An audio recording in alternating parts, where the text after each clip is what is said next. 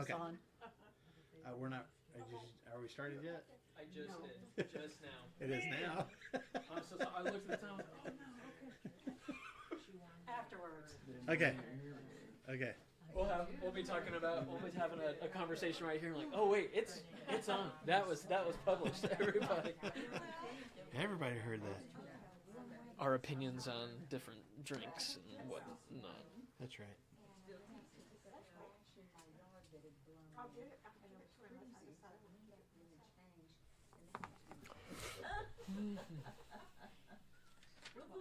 Okay, we have sound today. Yes. At least so far. I double checked. I was like, okay, they're going. I'm They're saying, going. I just checked on this. You just heard we have it? sound today, yeah. So you need to confess. I set up the computer last time, and I wasn't gonna say anything. there was zero sound. Yeah. So we covered lots of stuff. Actually, I I mean- think we made some pretty definitive statements about what was happening. Whoever missed last week's class, I don't know if you can make it to heaven, but you know. We covered pretty intense stuff. But so I apologize. Yeah. I apologize. That was all Brandon. Well, thank you. It was good seeing y'all. Well, I That think I thought about. I don't. I had done all those things. Yeah. One though that I learned that when I got angry, Uh-huh. I just shut up because I knew the more I talked, the more trouble I was in. So I would just be quiet. That's called until digging I your own calmed hole. down. Yeah, digging your What I wanted to say. Yeah, that's right. That's right. My father would do the same. He confessed to me. My father would do the same thing, but then he would never pick his words back up again. Yeah. You know, and so it's not intentional, but I'm Yep. gonna be silent for a long time. There's the old saying, if a man is in the woods all by himself and he says anything and nobody hears him, is he still wrong? Yes. Two, it's all the Absolutely ladies. is. So I Yeah. can. Yeah, he is. Yeah. All right, we're in Mark chapter 15. We were We're there. in the middle of stuff. Yeah, we got through pretty much at least Mark's version of the appearance of Jesus before Pilate. So Mark chapter 14 was his arrest, the disciples fleeing, Peter's denial, and the trial before the Sanhedrin. The Sanhedrin in chapter 15 brings Jesus to Pilate, and again, this is staged, or not staged. I mean, staged. Yes, it's deliberate. There's a plan behind it. Yes. There's some ulterior motives. It was not, as I was doing some more study on the crucifixion itself. It was not uncommon for the Jewish people, for the Jewish leaders back in this time, to execute other Jews on their own, usually by stoning. And you think about the book of Acts. That's what they did with Stephen, right? The Sanhedrin grabbed a hold of him. They didn't like what he had to say, and they stoned him to death. When they bring in John chapter 8, when they bring the woman caught in adultery to Jesus, what do they want to do? They want to stone her. So, and the Roman government kind of allowed that. They saw that. Usually, they thought, well, that's a religious thing, and that's them, and it's fine, and that'll help keep the peace. And so, you would think that if the Sanhedrin has found Jesus guilty of blasphemy, it's a religious thing. The Romans, Pilate wouldn't really care, and you kind of get that sense as they bring Jesus to Pilate. He's like, this is not. This is a religious thing, man.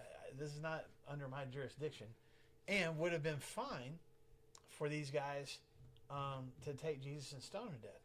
But that's not what they want. Okay, and that's what we were getting at last week. They want. I don't know. There's. Go ahead. No, they know the kind of humiliation that the Romans can deal out, and they want that kind of humiliation for their not savior, for the blasphemer. Yeah, spectacle. Yeah, an example. Which, that's what crucifixion does, but they have no power or ability to be able to do that. Right. I guess what I'm getting at is, besides the humiliation, which we'll talk about when we get to the actual crucifixion itself, there's from my perspective, and not just mine, but from my perspective, there's an effort to cover all the bases. This isn't just going to be us killing Jesus because we don't like him. We have gone through our efforts to prove that he is that he's a blasphemer. That's, remember that, the proof from the witnesses was he's going to destroy the temple, and that he was the Son of God. He's equating himself with God. So they could prove to their fellow Jews that there was blasphemy. However, if they can get the Romans to execute him because of what? What's the kind of the charge that Pilate is going to end up crucifying him for? It's in verse 2. But I don't know. Saying he's king of the Jews. Right. So whoa, you can't say that's that. rebellion against the Roman government. He's causing rebellion. He's causing sedition, uprising, and so they can cover all their bases. Not only is this guy a blasphemer, he is trying to overthrow the Roman government. So we're going to make sure that if you have any kind of way, any desire to go, yeah, but wait, he's a really good guy. Okay, but he's trying to overthrow the Roman government. Okay, well, so are other Jews. Okay, he's also a blasphemer, or vice versa. Does that make sense? They're trying to make sure they get all their bases covered. And so when they bring him to Pilate, that's the whole purpose. Is not just not the whole purpose, but that's one of the purposes behind it. Is we want to make sure this doesn't just come across as us getting our revenge against somebody that we don't like. Yeah. There has to be, a reason according to Jewish law, but also according to Roman law, why this guy needs to be executed. And so that's kind of the whole purpose behind it. Yeah. So, in the middle of all this, Jesus is silent for the majority of it. He's asked a question, and he says, "You'll see me. You'll see the Son of Man seated at the right hand of power." And then he also replies to Pilate, and he's like, "Are you the King of the Jews?" And he replies, "I mean, you say that I am." And so Jesus is like, it looks like he's just being pulled along, like the wheel of justice is running and he's just on it. But Jesus is in charge of all of this. And, even in the passages that we're about to read, they're mocking him and destroying him and berating him. And all of that is a part of the plan to say, man, look how Jesus humbled himself. Right. He's allowing this to happen, which was fulfillment of prophecy. Right. It's part of whole thing. Jesus' whole mentality through this whole thing. And so we ended class last week with Pilate just going, fine. And they released Barabbas. We talked about that whole exchange. And then Pilate sends Jesus off to be crucified. That was in verse 15. Mm-hmm. And look at Pilate's reasoning here. What's the first phrase there in verse 15 of Mark 15? Let's make the crowd happy. Because what has Pilate struggled with? We talked about this last week. What has Pilate struggled with as long as he's been a governor or procurator so far? The crowd. There's been, he's had to put down some rebellions already, and hasn't done. Some of those he's instigated, and then some of those he hasn't taken care of in a very peacekeeping way. Mm-hmm. And so things are getting a little hairy for Pilate already. And so how do we make sure that we don't have another thing for somebody to tattle to the emperor about us? Well, let's satisfy the crowd.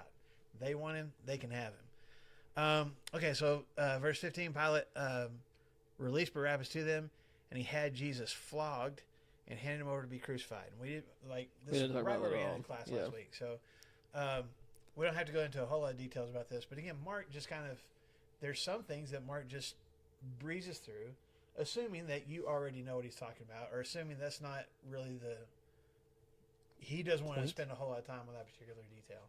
And if Mark is talking to a predominantly Gentile audience, as we think they do, Gentile Christians, maybe even Roman Christians, mm-hmm. they're going to know what he means. When he says Jesus handed over to be flogged, they know what that means. So there's not a whole lot of details they has to go into. For our purposes, you got notes, you've done some study on that. I mean, it's a lot of things that I feel like all of us have heard before, but every time that you walk through the crucifixion, it's like you can't miss this part. And like you said, it's in mine says scourged or scourged. Scourged. Whew. There was a nickname for this type of beating. It was called the halfway death, which I think is apt. I mean, when did the Passion of the Christ come out? Was that Early 20 2000s. years ago? Yeah. Now, I was a different age 20 years ago, but I won't tell you. Yeah, I was, as were the rest of y'all. That's funny. A different age, though. I am now, 20 years ago. Yeah, that's a little crazy.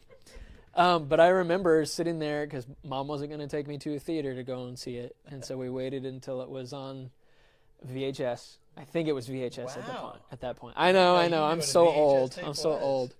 Holy No, cow. but Mom had to sit me down and tell me what was going to happen because I like watching, the Goofy and him be unrecognizable because of the flogging and scourging and just watching it happen. And as Satan is kind of prowling like a lion around all of that, Scripture just Mark, he's like, this happened. And he's not going to tell us anything about it because we would go, his audience would go, oh, There you know exactly Very what good that picture.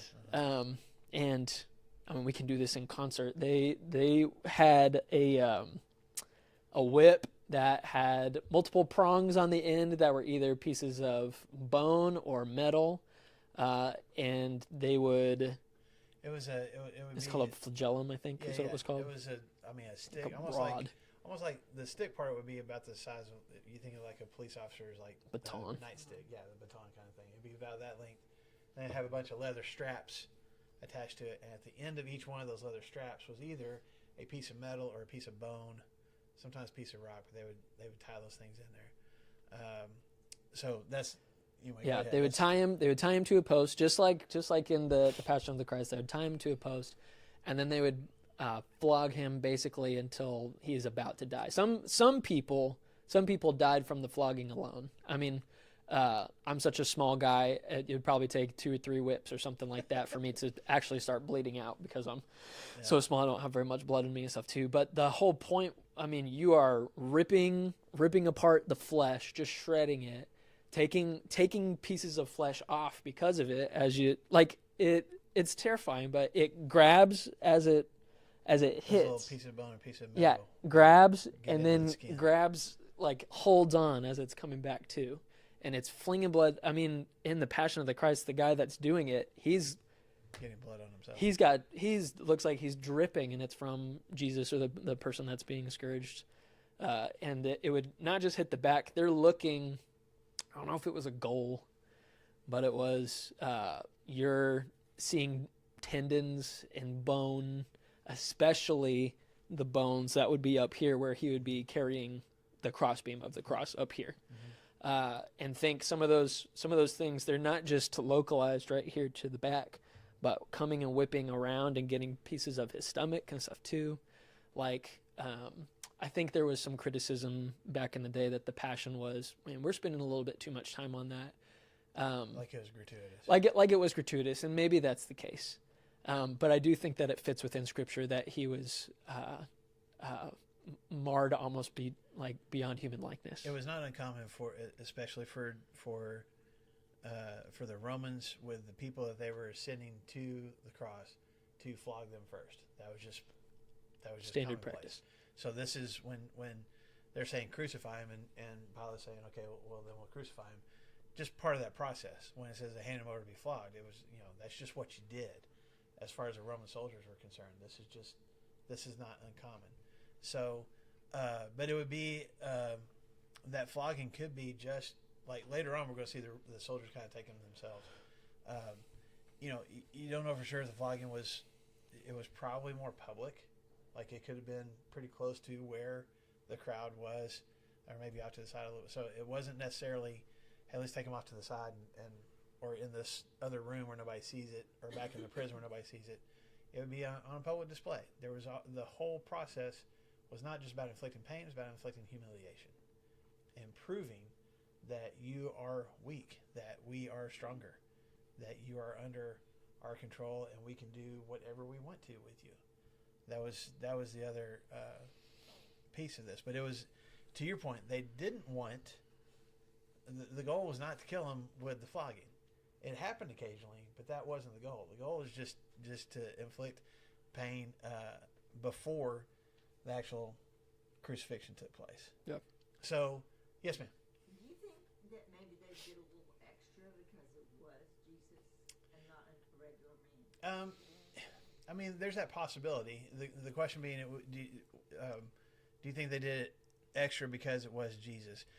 For sure, with what they do next, with the crown and the mockery, that's definitely for him. I'm not for sure that the flogging itself was extra. It might have been. It might have just been, hey, here's this Jewish political prisoner, and a lot of these Roman soldiers didn't like just Jewish people in general, and so they would go out of their way to maybe inflict some extra pain just because he's a Jew, not just because he's Jesus. So it's hard to say how much awareness the Romans here in Jerusalem had of Jesus and his reputation compared to the Jewish people. I just don't know for sure.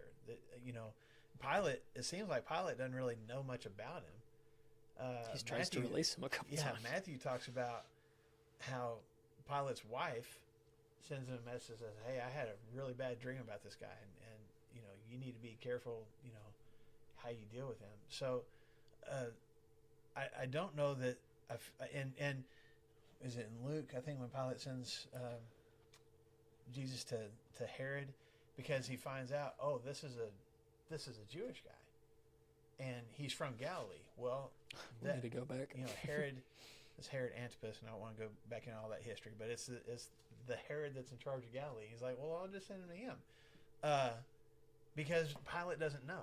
Pilate doesn't know anything about him. So I don't know how much these soldiers would have. Maybe if the crowd was that boisterous and they were like, okay, yeah, let's really do this because the crowd really wants it. I just don't know for sure. I think it might have been less about, hey, this is Jesus, and we want to hurt him because he's Jesus, and more what we're about to read right here in these next couple of verses, that there's a little bit of blood in the water, and whenever there's a little bit, like, there's just a frenzy. And so you kind of like, man, where is all this violence coming from? Like, this is kind of over the top. And you see it in like movies and stuff all the time where everybody, and it's in the crowd too, everybody just loses face for anything because we got a little bit of violence, and violence begets violence, and we're just losing control of what's about to happen. Yes. Yeah. And just to, I think we hinted at this last week, but just to remind everybody, like, crucifixion, the Romans kind of had it down to a science at this point. The Romans weren't the first people to crucify people. That actually started hundreds of years before. Like, the Assyrians crucified people, the Persians. It wasn't completely unknown. The Romans just kind of took it to the next level. Made it their piece de resistance. Initially, it was just for slaves that had tried to run away, or slaves that had been rebellious towards their masters. And honestly, from the Romans' perspective, initially, now again, I'm talking 100 years or so before Jesus. Death was not the purpose, just pain and humiliation. So they would take these rebellious slaves, and they would beat them and hang them on the cross, usually with ropes. They would tie their arms. I mean, you picture a traditional cross. They got their arms tied with ropes, their feet tied with ropes. And it would be on public display, but it wasn't. I mean, if you're killing slaves, you're costing yourself money. They're going to do work for you, and so you have to go get some more slaves if you kill this one. So the purpose was not to kill initially; it was just to inflict punishment and send a message to the other people that were enslaved: don't rebel, stay in your place, stay in your lane. Otherwise, this is what's going to happen to you. It evolved over the next 100 years. To not just slaves, not just rebellious slaves, but captured soldiers in battles that they had won, people who rebelled against the Roman Senate and things like that. The traitors and people like that. And it moved from just punishment to death. And there was, I mean, you can go through different, the big slave uprising of Spartacus. Well, they crucified how many hundreds of slaves all the way down the road leading into the city, between two cities, and just left those bodies there to rot. And that became more common for these crucifixions. Usually mass crucifixions, and it was you would hang these people on these crosses and leave them there, and a lot of them might survive up to maybe 2 days, maybe even 3 days, just slowly dying, but just stark naked, beaten up, suffocating to death. Leave them on the cross, and the pain was important. The humiliation was important. It was supposed to. You were on display as being weak and worthless. That was part of the reasoning behind it. So this is what they are condemning Jesus to. Now he's had this whipping, this scourging. Let's keep reading to the next paragraph. Does everyone understand the suffocation part? I want to get to that when it says they actually crucified him. We'll talk a little bit more details about that. Yep. I think there's also the aspect of those people who get crucified, if they're families or whatever, they couldn't go get their body Right. and take care of their body according to whatever their family tradition was. Right. So like, I think that's part of the. Because a lot of times they just be buried in mass graves. Right. Yeah. Yeah. You didn't get to experience a proper burial. Right. You're exactly right. And then, especially if it takes a few days, I don't want to get too graphic, but, birds of prey start showing up. Yeah. They start picking at bodies, even when that person's not fully dead. I mean, there's a story in the Old Testament of Saul's daughter. This is in 2 Samuel. As a retribution for Saul slaughtering a bunch of people in this one town. So his sons are hung from a tree. I think it's 7 of them. They're hung from a tree. I may have the number wrong. Anyway, just left to die, hanging from a tree. His daughter comes and spreads out a blanket and just stays there to drive away the birds that are coming. She knows she's not allowed to take the bodies down because it's supposed to be a humiliating thing. But she doesn't want can save them. those bodies picked apart until she can get them down. So the same thing would happen sometimes with these crucifixions. There would be friends or family that would show up at the cross knowing I can't do anything about this, but I'm going to try to do what I can to preserve this body until I can bury it. But not everybody had the opportunity to do that. You're exactly right. So this is what Jesus has been condemned to. Verse 16, the soldiers led Jesus away into the palace, that is the praetorium, and called together the whole company of soldiers. They put a purple robe on him and then twisted together a crown of thorns and set it on him. And they began to call out to him, "Hail, King of the Jews!" And again they struck him on the head with a staff and spit on him. Falling on their knees, they paid homage to him. And when they had mocked him, they took off the purple robe and put his own clothes on him. And then they led him out to crucify him.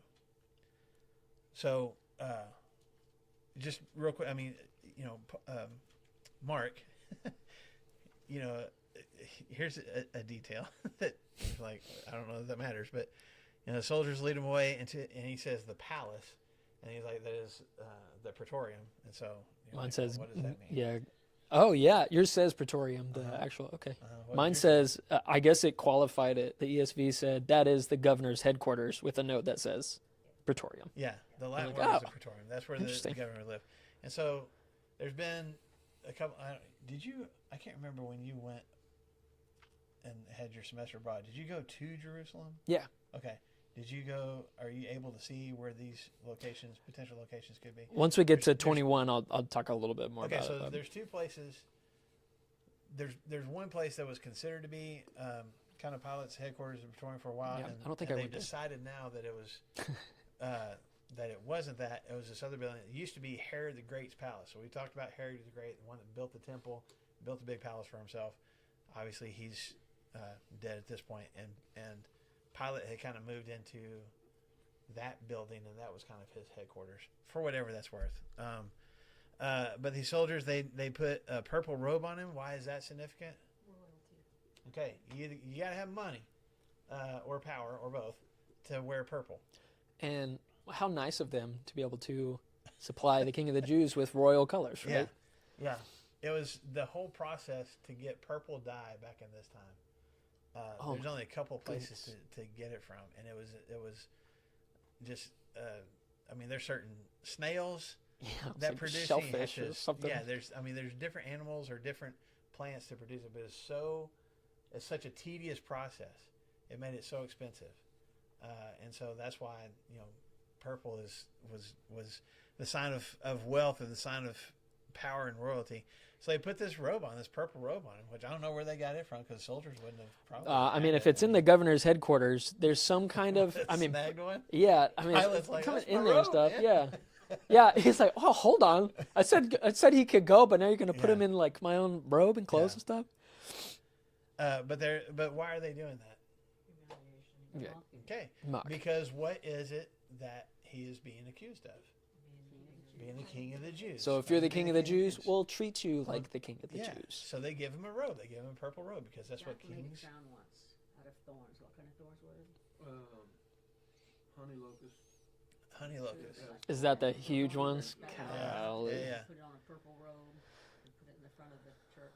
Yeah. It was really And then Impactful. so they put the purple robe on and they twist together a crown of thorns. I mean, do you have anything on the thorns? I didn't get very much as there's just like bushes that would have little thorns. I don't know about the 2.5 inch ones, but I didn't have any info about that. I don't know about in America. In the Middle East, in North Africa, thorn bushes are not uncommon. I mean, Jesus there's like at least 2 parables, maybe 3 that I can think of off the top of my head where Jesus mentions thorns. Like it was just kind of you knew what thorn bushes were, and there were different kinds. There were different kinds of thorn bushes.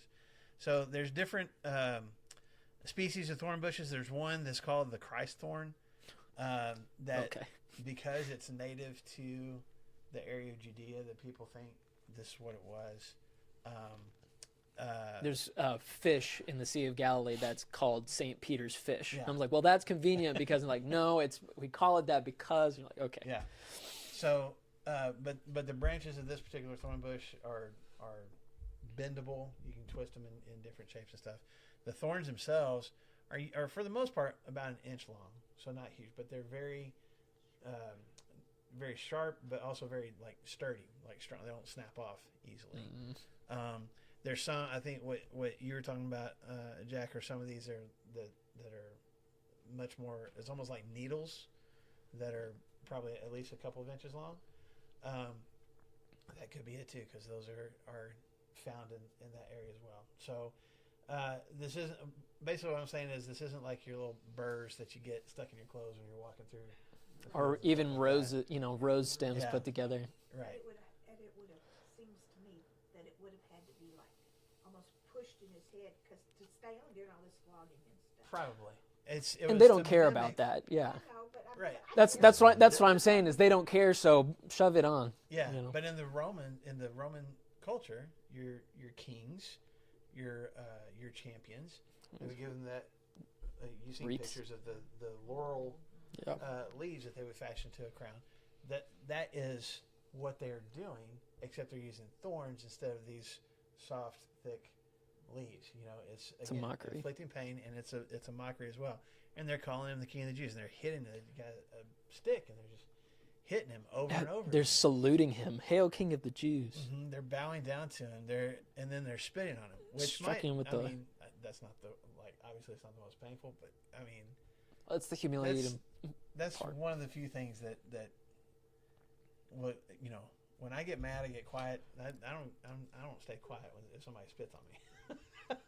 Yeah, that's I might- fighting words. I might take a swing. Again, it's the purpose of it is humiliation. this whole scene is a mockery. It is saying you are not the King of the Jews by proclaiming him the King of the Jews. Does that make sense? And even if they were like, "Oh, you're the King of the Jews," they're still displaying their own power and authority over him by sarcastically worshiping him and by inflicting all this pain and stuff on him. It's interesting because it's almost like a double irony, because they're, that was, he's claiming to be the king of the Jews, right? So let's kill him because he's not an actual king. And so then they dress him up as a king in mockery, in irony because he's not a king, in irony because he is the king. Yeah. He is the king of the Jews. Verse 20, when they mocked him, they took off. So when they're done, they took off the purple robe, put his own clothes on him, and they lead him out to crucify him. Just had only one more note. How Sure. many guys are we talking about here that's mocking them?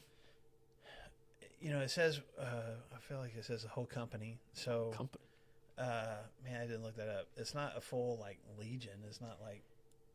Yeah. It would It's be a company. It would probably be, I would say, maybe 15 to 20. Yeah. Mine says the word cohort is a tenth of a Roman legion. So usually 600 men is what my note says. They were taking part in this? As it says, and they called together the whole battalion. Huh. And so I've got a note that says that word battalion also means cohort. So a tenth Okay. of a Roman legion is used 600, which feels a little gratuitous if Yeah. we're at 600 people But they inside may the already- palace. I mean, there may be just a handful of them doing this, but all Oh, of them yeah. are there. So. Yeah. It feels Well, a little. and that's the whole Praetorium. That's where the guard lived. That's where Yeah. the soldiers. I mean, that's their so, barracks and stuff. Yeah. So they're sleeping, lounging, and they're destroying the king of the Jews. Yeah. What's happening? How many people are in a garrison? Yep. Is that We have no idea. That's a great We did question. Not, we did not do study on that, so we're not going to say. No. Okay. It's a good question that we'll find out. What do you got, The Jack? Living Transaction says regiment. A regiment. Okay. Regiment, battalion, they're different sizes. Right. So where's the conversion chart? You know what I mean? I need some Bibles have little, ephahs and all that, just getting Yeah. measurements and stuff. See, and Need I'm some just of that too, thinking, man. A company of soldiers. I'm thinking of Band of Brothers. Yeah, You had, yeah, that's a You had your the special smaller ops crew, companies inside of the legions and stuff too. In Yeah, our military, you have 50-man platoons, and there are 5 platoons to a company. Okay. But what they did with theirs, I don't. Yeah. Yeah. I don't know that it's hundreds of people who are inflicting Yeah, all these things. that but wouldn't there would be work Potentially hundreds of people that are watching from inside the Praetorium. and participating. Yeah. Yeah. Okay. Everybody then good we- to go on? And then we just keep going. Yeah. Verse 21. A certain man from Cyrene, Simon, the father of Alexander and Rufus, was passing by on his way in from the country, and they forced him Okay. to carry the cross. What? I was just I was wondering when they were going to say that. Yeah, mine says they, the Romans, compelled a passerby. But the Greek word is a lot more forceful. Which is They what? said you're forced. They Yeah, forced. they You're forced. carrying his cross now. Yeah, whether he has a choice. And Yeah. I don't even know if Simon even knew what was going on. He just, He's just it there. says, Mark says he's just passing by. Like, he just happens to be walking into town, and they're like, hey, grab this cross. Coming in from the country. When you, Cyrene was in Africa, right? So this was probably a black person. could be, That was because there were people, later on in Acts, you have the eunuch that Ethiopian is coming to Jerusalem to worship, from Ethiopia. So there's definitely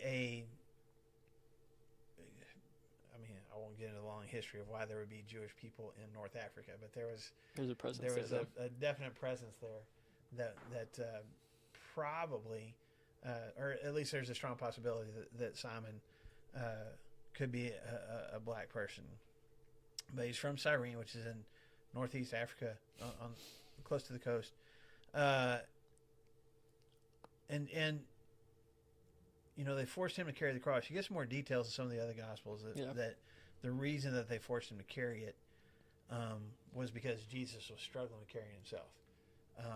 Which probably weighed, 100 pounds? Depending on the beam that they used. Yeah. Even a healthy person would Right. have And trouble. he's already lost so much blood, he's in shock. Right. In Well, shock, He's been and he's knocked upside the head how many times? I mean, think about. I'm not trying to trivialize it. I'm like, think about how much we worry about in professional sports and kids sports, concussions yeah. nowadays. They We have take taken special precautions. a hard stick like a bat, that kind of, that kind of piece of wood, and hit him upside the head. Who knows how many times? Besides the crown, besides the flogging, everything he's gone through, and when did this whole process start? The night before. He's gone for how many hours now without any sleep, while he's experiencing all this stuff. Okay, so he has to be exhausted. And the so cross the other beam. gospel writers talk about how he struggled. He's falling. He's struggling to carry the cross. Again, Mark doesn't go into those details. He's just like, hey, here's this guy that's on the side of the road, and they make him carry it. Why do you think they named Simon's children? So What did he call them? I know why, but you want to get what's that? What's that No, say? you What's go that say? we don't know that. Um, You're not answering me. I'm sorry. Those when Mark, whenever any of the gospel writers name drop, it's really significant. Whenever Luke does some name dropping, he does that because these are eyewitnesses or people that you could go to and verify the facts that he's talking about, right?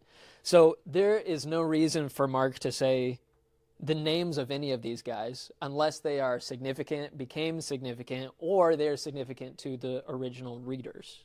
For Right. example, earlier in whatever chapter it was, chapter 8 maybe, when Jesus heals the blind man whose name is Bartimaeus. Well, why does Mark mention that his name is Bartimaeus? There's no reason. Probably because he either was known in that time, like he's such a well-known blind man that everybody knows blind Bartimaeus, or because after his healing, he became such a significant disciple that you could go to him. Like, people knew who he was. People in Mark's time would know, you can go talk to Bartimaeus, or other people have talked to him. They know who that guy is.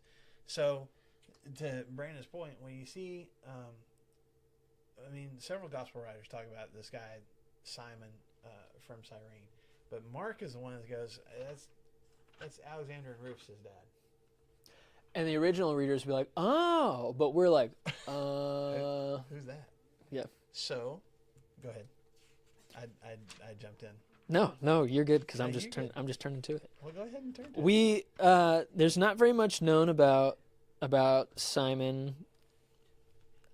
May or may not be a mention in Acts 13 about who he is, but the more that I looked into it, I was like, I don't think so.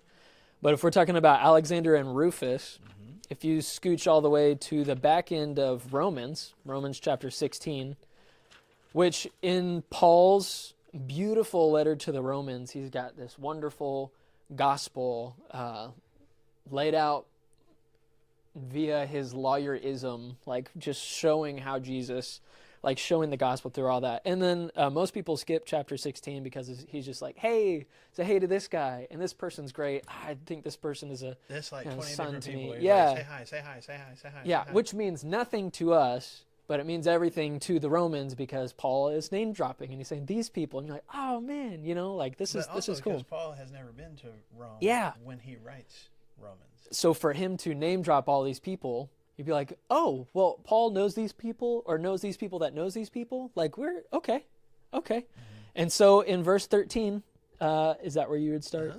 In verse 13, as he's doing all of his personal greetings, he says, greet Rufus, chosen in the Lord, also his mother, who has been a mother to me as well. There's a good, Rufus, I don't know how many moms are naming their kids Rufus. I'm not sure.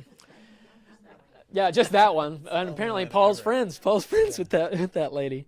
There's a lot of people that at least think this is the same guy. Yeah. It makes sense. You can draw the lines. So if Mark, as we said months ago, is in Rome and writing to a predominantly Roman Christian audience as he's describing his story of the life of Jesus. He would at this point, when he mentioned Simon, he'd be like, "Okay, just so y'all know, It's this guy. that's Alexander and Rufus' dad." Well, if the Roman Church is reading this, they're like, "Oh, Rufus, your dad? As- Your dad?" As they're reading the gospel, as they're reading this, of Mark, like, "Hey, that's y'all." Yeah. Like, And Rufus is like, "Yeah, that's my we were dad, there. man." There's You know? there. Yeah. And Alexander and Rufus were known to people in the church when Mark was writing this, looking back at these events. Yeah. So, for what it's worth, besides just that being really cool, tying those things together. Yeah. So All we Mark know- I'm sorry. Go ahead. Mark actually witnessed all of this?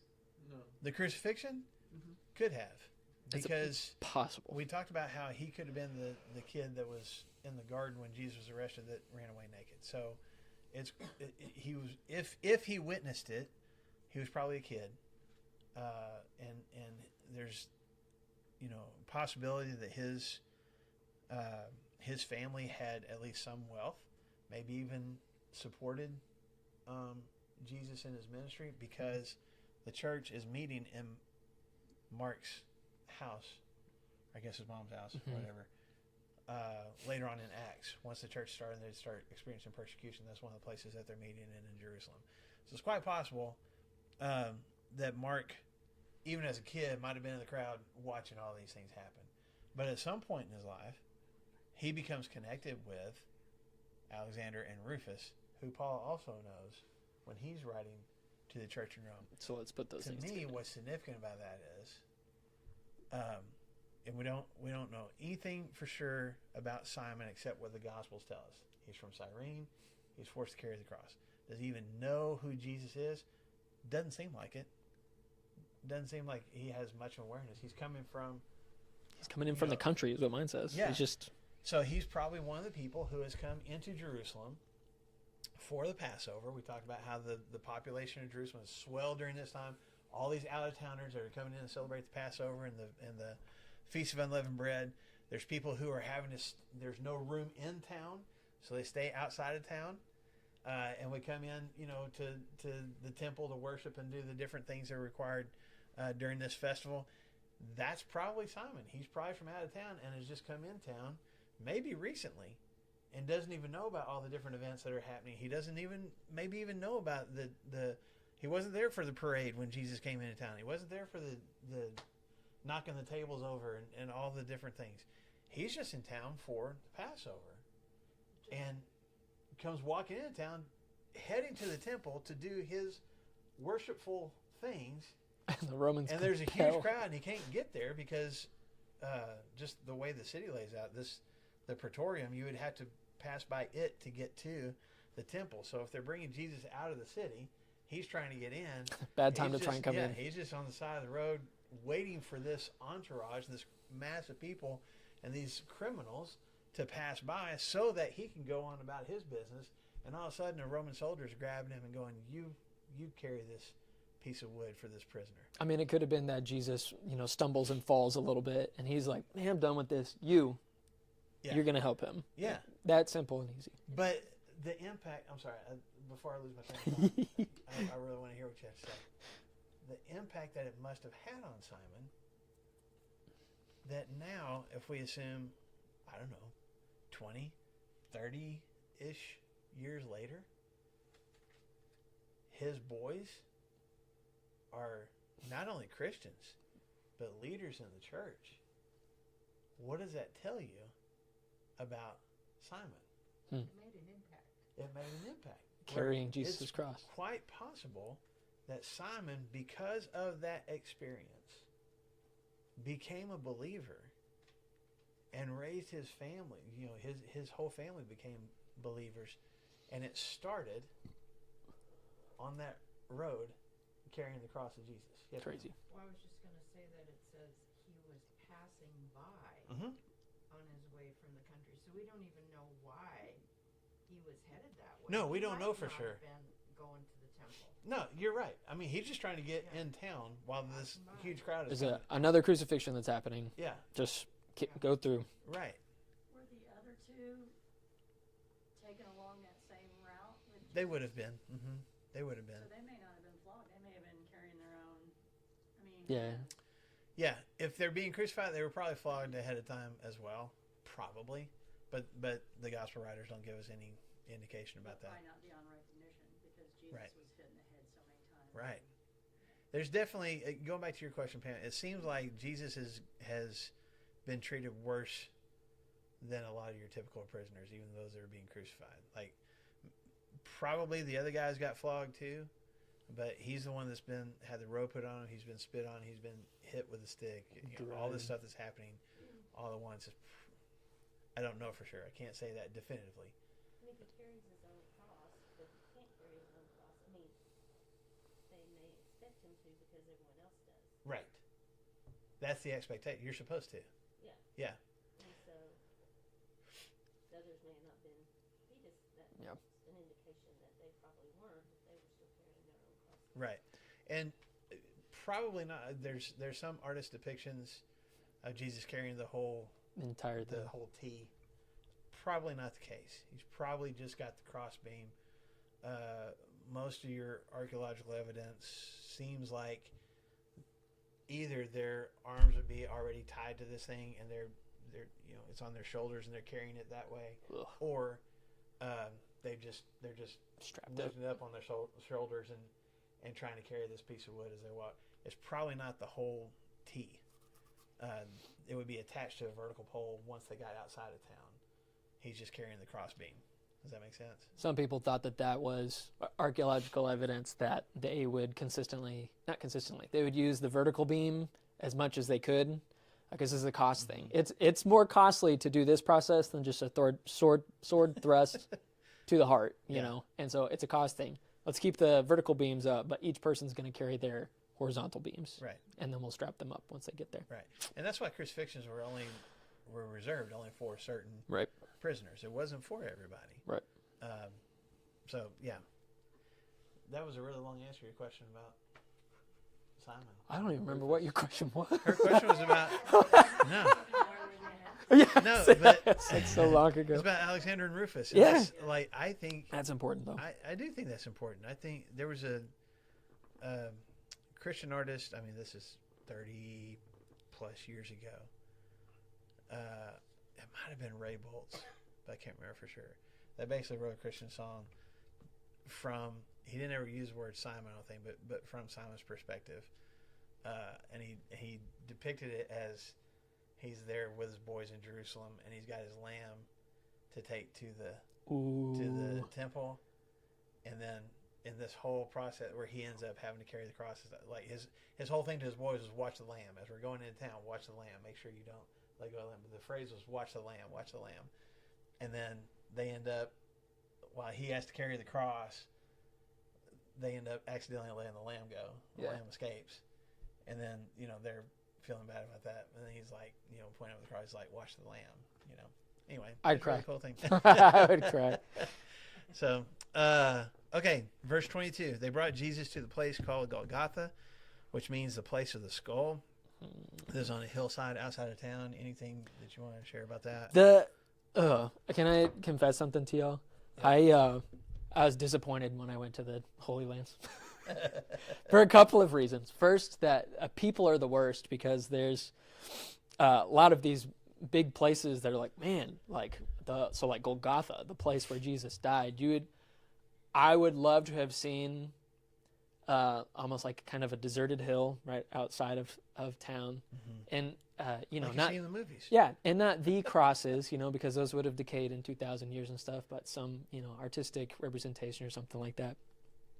Humans don't do that. And so I believe there's 2 or 3, they don't know. There's 2 or 3 options of where Golgotha might be. I guess the most notable would be the place where I touched it with my hand, the actual spot where they think that they may have erected the cross and stuff. They erected a church on top of it called the Church of the Holy Sepulchre. And I'm apologizing because this might be blasphemous. It's ugly, and there's, it's beautiful in its own way because of the candles and the icons and all that stuff.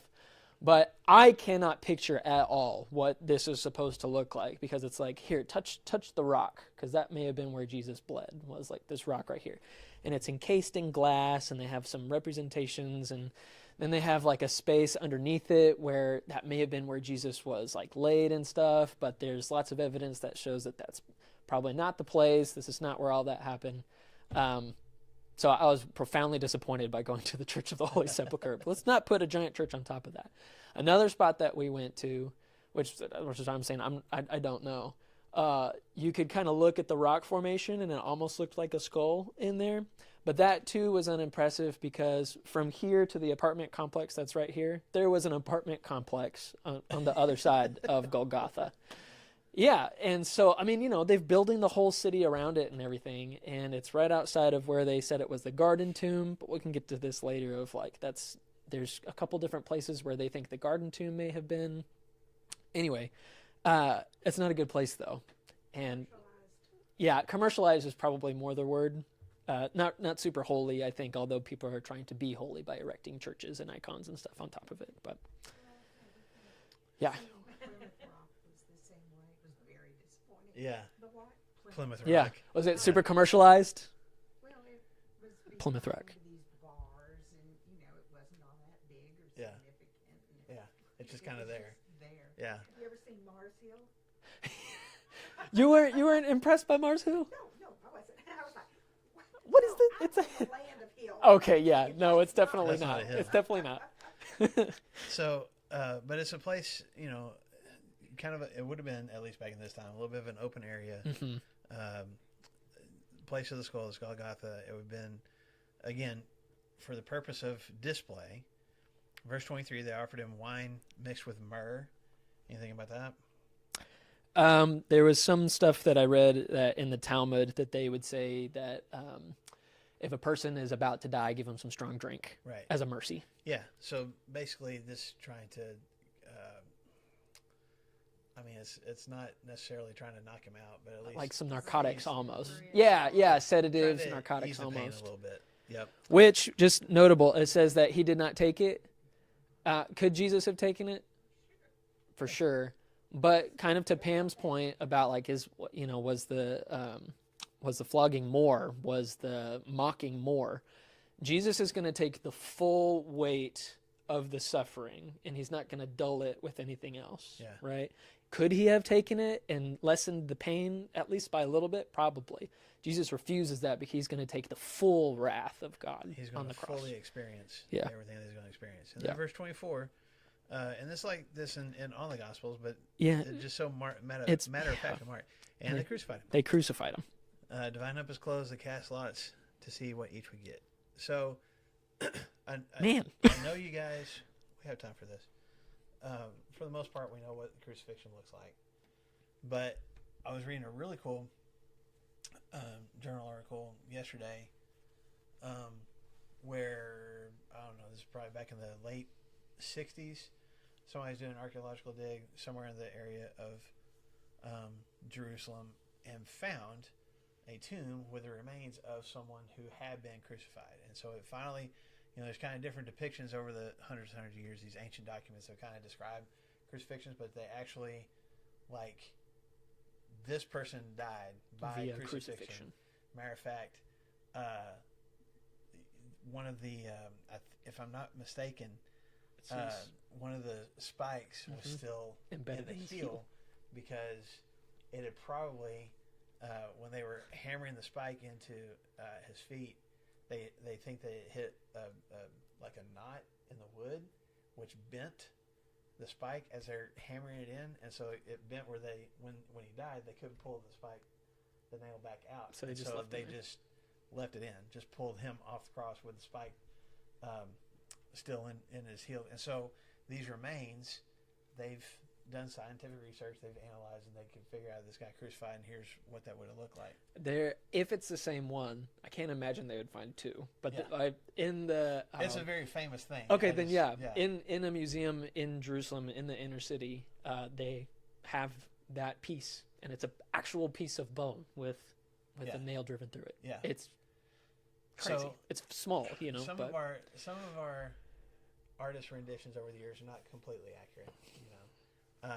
But for the most part, I mean, he would have this crossbeam, and they would, you know, like I said before, sometimes crucifixions they would just tie their arms, but a lot of times in order to inflict more pain, you know, they would use these nails, which would be these long spikes, metal spikes that they would drive in, probably not through the palms.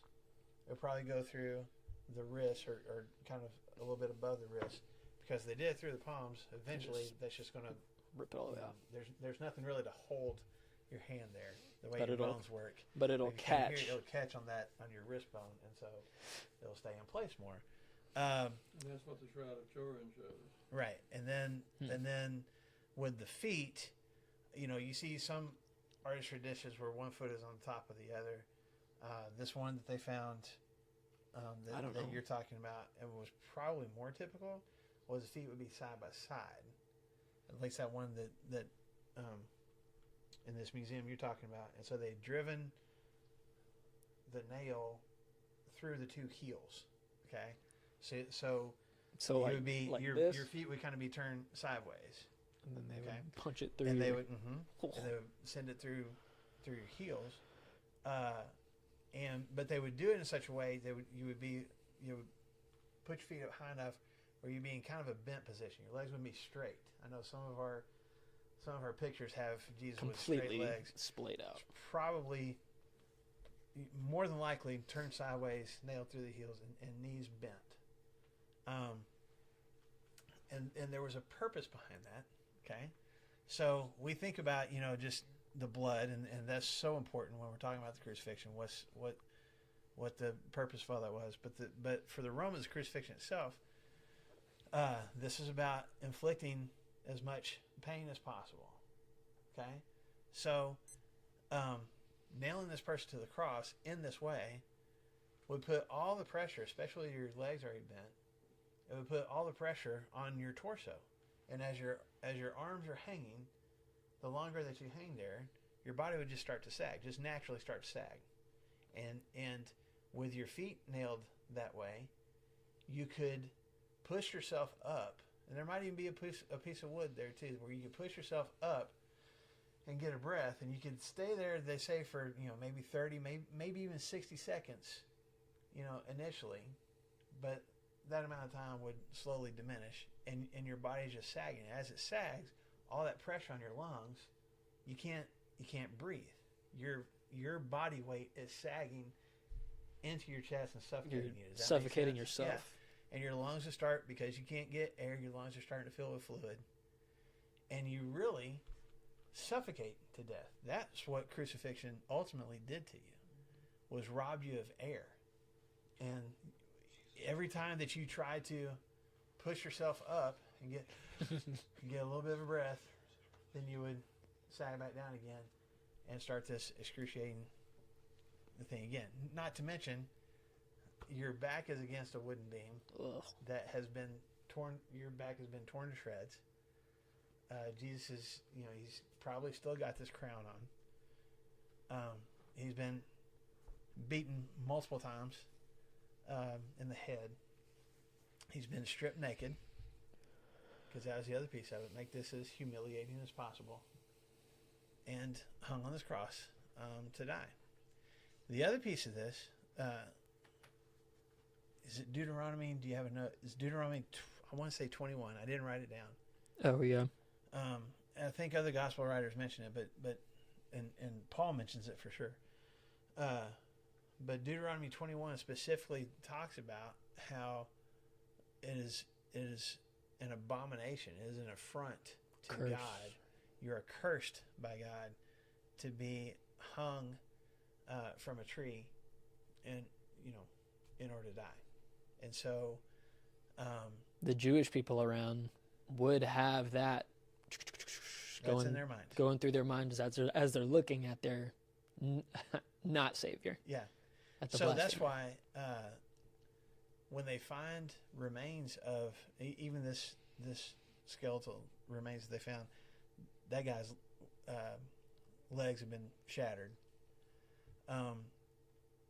It was typical when they did crucifixions in the Jewish culture to go ahead and try to break their legs before the end of the day, because you weren't, if you hung from a tree overnight into the next day, that's an abomination to God. And so for the Jewish people, it was almost like, okay, you're being hung from a tree and that's an affront to God, but we're not going to let it last all day. Well, at least, take your body down. Romans didn't care. Romans just leave you out there for 2 or 3 days. They didn't care. And so when you see crucifixions in Rome or some of these other cities, those bodies might be there, besides it taking a day or two for that person to die, they might leave those bodies there for a while until, animals and stuff have picked it clean. That wasn't what the Jews, for their fellow Jewish people, even if they saw them as being cursed by being hung from a tree, would still want to get their bodies down before sunset, before the end of the day. Okay, for whatever that's worth. So I just, you got this other note about the soldiers. After they crucified Jesus, they take, they've stripped him of his clothes. They take his clothes and they cast lots. They shoot dice to see who gets what of his clothes.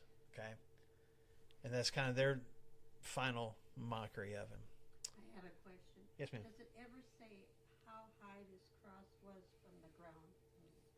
I mean, did they have to be on a ladder to get it, or how? I've always wondered how that worked. So I'm not sure actually. There's Is there ever said anything how? I don't think it was like way far up as we see in paintings sometimes. Yeah. Probably, you're probably talking just a few feet, maybe. I don't know for sure, and I can do some more studying on that. I was just curious because if they were tall, they could maybe touch the ground. Right. I was thinking it depend on the height of the. Right. I need to do some more studying on it. I don't feel like it's as far as maybe what we've pictured in our minds. Up there to do all this. Well, there's a lot of that they would have done on the ground before they put them But to get them up back anyway. down. I've heard the Romans wanted them closer to eye level Yeah. as people walk down. Yeah. You didn't want it huge way up high. That'd be too much effort as well. So I think they would try to make it as simple as possible. They dropped that into the hole to hold the pole, right? Right. So that in itself, with the body on it, if it was higher, it would be even more difficult. There was a small scene in The Chosen, and I can't remember exactly where, but I think it's the first time. I don't remember. Jesus is walking into Jerusalem, and there's people that have been crucified or are being crucified. Yeah, but they're, at least from The Chosen's depiction, so they take, that's not this, but they're like maybe 4 or 5 feet taller Right. than the normal person, Yeah. because that's just, it's enough for me to be able to see everything, but not too cost efficient or costly. So I'm like cutting down huge trees to place them way up high. Right. That's what I'm saying. Some of our paintings have. Yeah. It's like a. I 10 can't or 12 even foot high can't even cross. reach Jesus. It wouldn't have been like that. It would have been, and part of that also, you get that sense, as we'll read next week, when there's interaction. Yeah. They have to be close enough for to speak back and forth, and also to hand in the sponge with vinegar on it and all that kind of stuff. Yeah. You can't have. They have to be somewhat accessible. So yeah. It wouldn't make sense. It would be height for height's sake, I feel like. If you I tried just to do that. we're already past time. We need to Yep. quit. It's one of those things. Crucifixions were so common in the Roman Empire that it almost makes sense why Mark just is like, they crucified him, and Because now we have a full picture of what that is. because the people that Mark was writing to at that time knew exactly what that looked like. Yeah.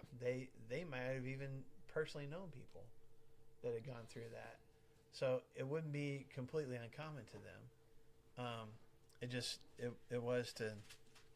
is to us, but also I think there's something powerful about that too, and that just the statement, just they crucified him, and just to sit in that for a minute and just be like, once I'd picture what all that meant, what all Jesus went through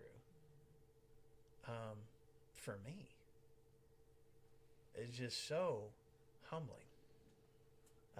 the fact that he turns down anything that would numb his senses and would keep him from fully experiencing all of that suffering. And I don't think that's a martyr mentality. I don't think he's like trying to be like, look at me and look how strong I am. I think that's part of us having the Savior that we have. When Scripture tells us we've got a Savior that has gone through everything that we can go through, and therefore speaks to the Father on our behalf because he knows what it's like to suffer like we do. Then whatever it is I'm suffering.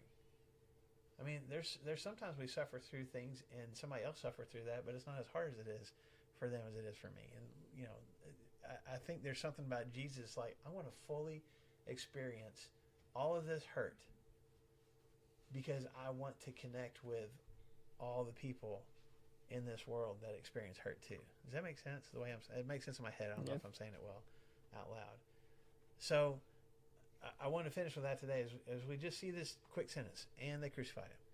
There's so much power and compassion and grace in that little sentence. And I don't ever want to allow myself to take those few words for granted.